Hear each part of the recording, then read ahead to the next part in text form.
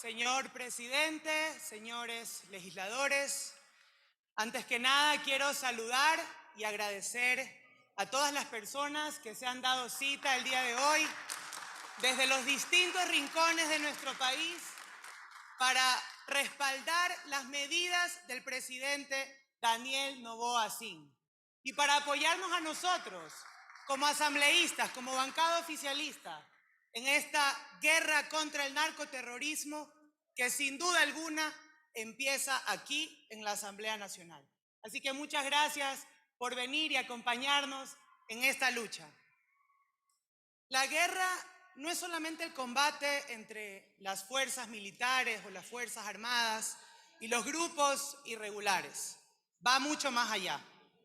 La guerra también tiene que ver con la economía, con la política, con la posición de nuestros rivales en el campo de batalla y con la fuerza que puedan tener nuestros oponentes.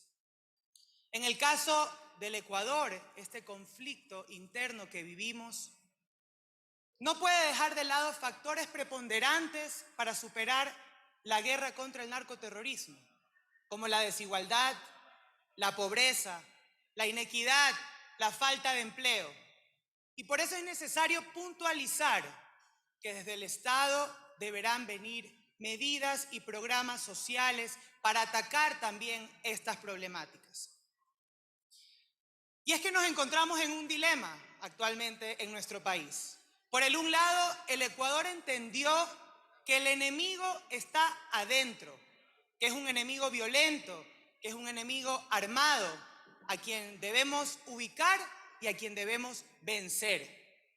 Pero también nuestro país entendió que la única forma y la única vía de superar esta crisis y recuperar la paz en nuestro país es con el concurso de todos y todas, con una Asamblea Nacional que trabaje de la mano del Poder Ejecutivo, de nuestro presidente Daniel Noboa, con políticos que demuestren que pueden sentarse a llegar a consensos mínimos por el bienestar de los ecuatorianos, y ciudadanos y ciudadanas que trabajen con fuerza y con unidad, recuperando la esperanza de días mejores para nuestro país.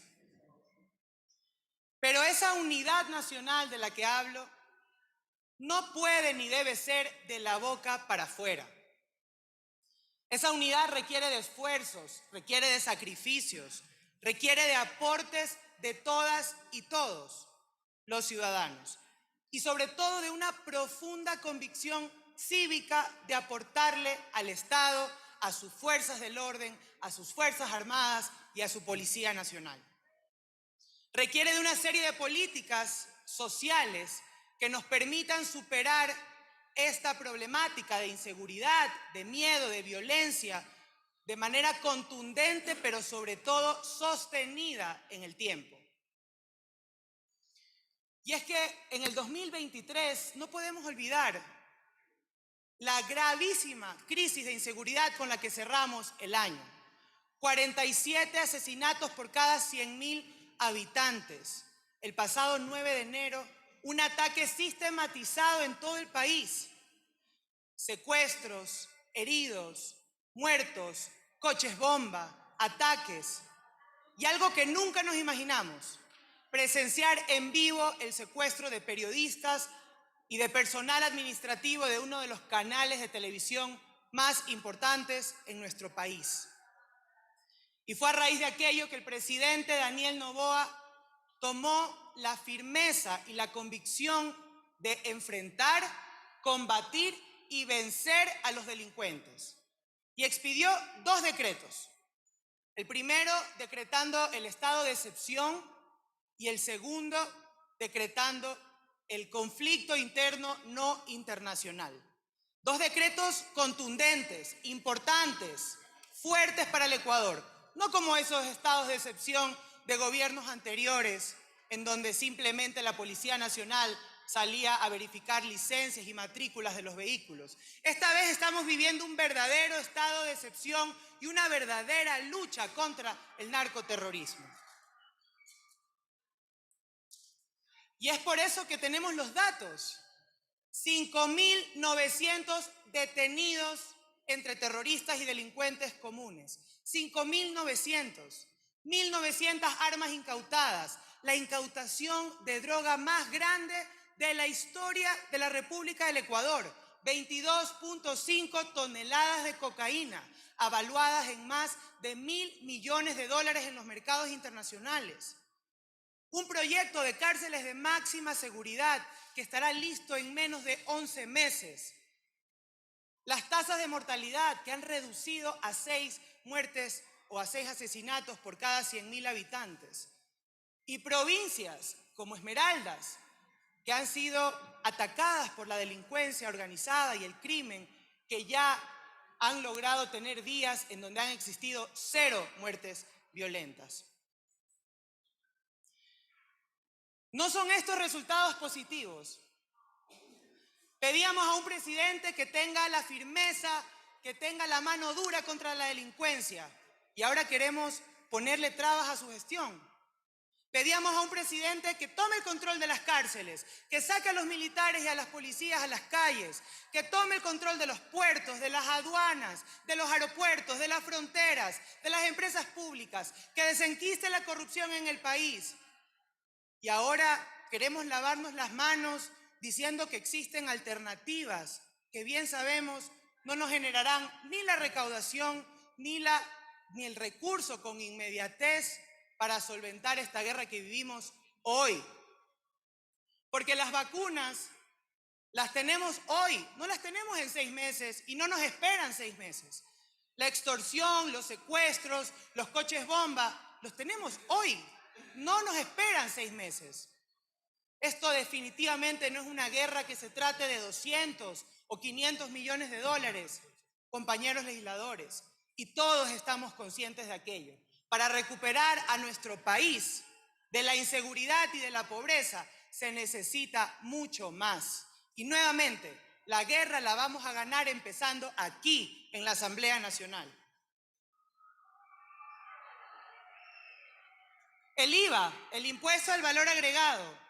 En nuestro proyecto se sugiere incrementarlo en 1 punto permanente y 2 puntos temporales hasta el 2026. Eso le va a permitir al Estado una recaudación de 1.300 millones de dólares anuales hasta el 2026. ¿Para qué? Para financiar el conflicto interno, para dotar a los militares y policías del implemento, del equipamiento, de la infraestructura que necesitan, y también para invertir en programas sociales directamente atados a las causas de la inseguridad y la violencia, y también a los efectos colaterales de la misma.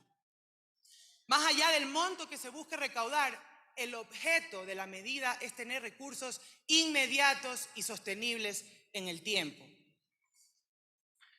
Cuando la mafia reta a un Estado al combate, la respuesta de la fuerza pública debe ser superior en fuerza, superior en volumen y superior en financiamiento.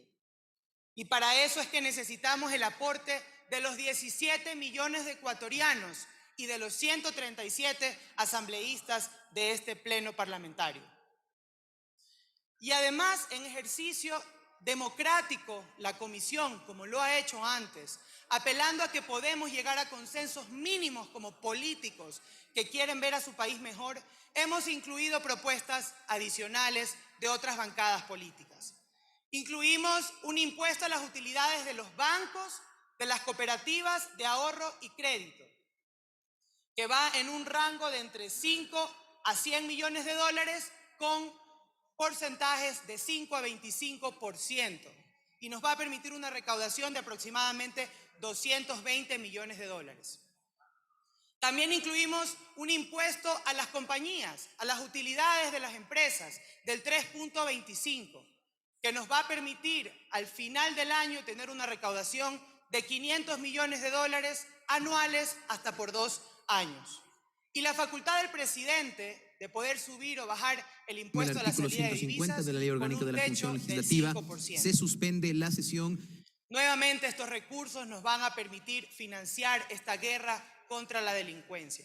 Y lo repito, y no son palabras envueltas de romanticismo, ni mucho menos. Son palabras cargadas de esperanza por días mejores y esperanza para que nuestros compañeros asambleístas puedan arrimar el hombro y aportar a que nuestro país salga adelante. Aquí tenemos un gobierno valiente que ha tomado decisiones difíciles para sacar adelante a nuestro país.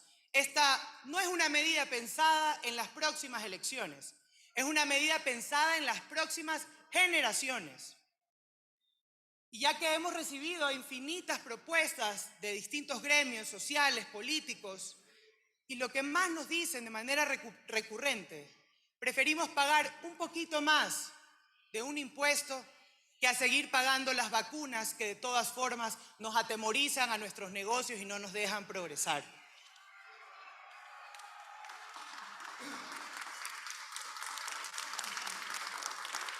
Y seguramente habrá muchos ecuatorianos y ecuatorianas, sobre todo jóvenes, que tienen desconfianza de cómo se van a utilizar los recursos recaudados después de esta medida. Por las experiencias pasadas, en donde sí, nos han subido los impuestos y quizás los recursos no han llegado a la gente más necesitada. Pero les digo, confíen en este gobierno de la nueva generación, confíen en el gobierno de los resultados, en el gobierno que ya nos ha demostrado con resultados, con datos, la lucha contundente contra el narcoterrorismo y el crimen organizado. Y juntos, así como estamos compartiendo con el Ejecutivo el alto grado de credibilidad, también comportamos la responsabilidad de tomar medidas que pueden parecer impopulares, pero que todos aquí sabemos que son las medidas necesarias para superar esta crisis de inseguridad que vive nuestro país. No quiero cerrar con una frase prefabricada, quiero cerrar hablándoles como una joven ecuatoriana de Manabí, de Portoviejo, que quiere seguir viviendo aquí, que quiere cumplir sus sueños aquí en este país y que ha escuchado a miles de jóvenes que tienen el mismo sentimiento y por ellos debemos tomar las decisiones correctas que la gente necesita para más temprano que tarde poder decirle a nuestros hijos y a las nuevas generaciones que recuperamos nuestro país, hicimos historia y fuimos valientes en tomar las decisiones que el país necesita. Mociono, señor presidente, que se apruebe en bloques el proyecto de ley orgánica para enfrentar el conflicto armado interno, la crisis social y económica de la siguiente forma. Bloque 1, aprobación de los artículos 10, 11, 12, 13, 14, 15, 16 y la disposición final del proyecto de ley referentes a las utilidades de los bancos y cooperativas de ahorro y crédito. Bloque 2, la aprobación de las disposiciones reformatorias segunda y tercera y la disposición general única referente al impuesto de salida de divisas. Bloque 3, la aprobación de los artículos 1, 2, 3, 4, 5, 6, 7, 8 y 9 del proyecto de ley en relación a la contribución temporal de seguridad. Bloque 4, la aprobación del numeral 1 de la disposición reformatoria primera referente a la tarifa del 5% de los materiales de construcción.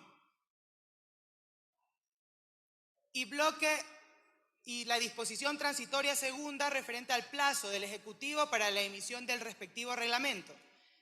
Y el bloque 5 y último, la aprobación del numeral 2 de la disposición reformatoria primera referente al incremento permanente de 1 punto porcentual del impuesto al valor agregado y la disposición transitoria primera referente al incremento temporal de 2 puntos porcentuales del IVA del proyecto de ley.